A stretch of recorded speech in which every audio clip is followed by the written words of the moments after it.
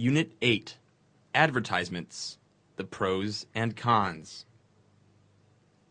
The case for advertising. Money spent on advertising is money well spent. It assists a rapid distribution of goods at reasonable prices. It draws attention to new ideas and so helps enormously to raise standards of living. By helping to increase the demand for goods, it increases the number of workers needed to supply the goods and therefore provides employment.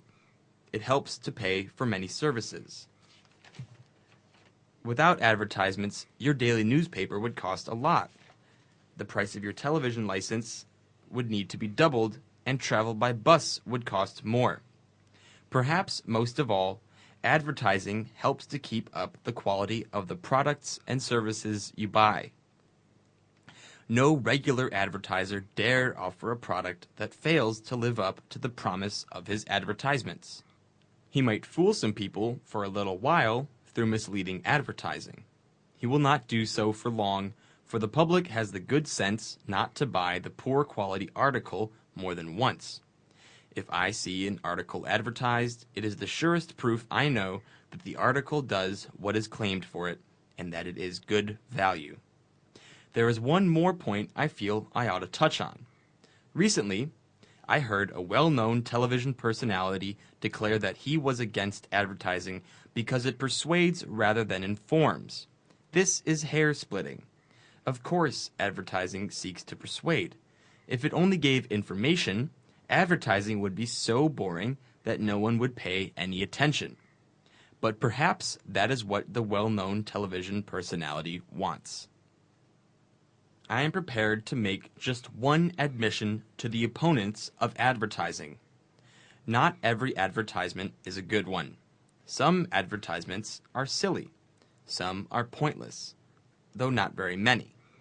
Pick up the nearest magazine or newspaper and count the advertisements that really offend you, and then count the advertisements that, in some degree, interest you or give you pleasure, and be honest. The case against advertising. Most people say that they find advertisements useful for giving them information about the products which are available on the market. But advertisements do not only give information, they also try to influence our emotions.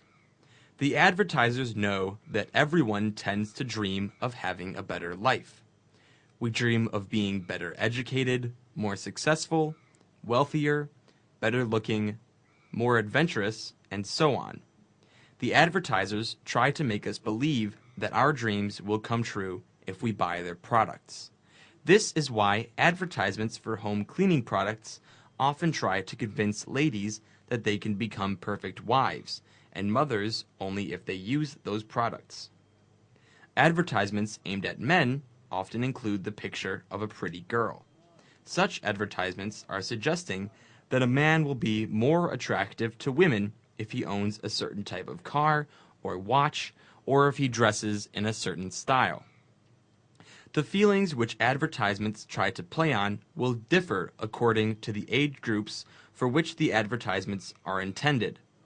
Advertisements for teenagers will emphasize that those products will make young people more attractive, more up-to-date, more socially successful, and more able to enjoy themselves, as well as more successful in their education and job prospects. The problem with advertisements is that they imply that money can make our dreams come true. But this is obviously not so. We cannot buy personal good looks, intelligence, good friendships, or a happy family. A lot of advertisements are, therefore, a form of lying. They can also make people feel depressed and discontented with their ordinary lives, especially those people who have only a small amount of money to spend on luxuries.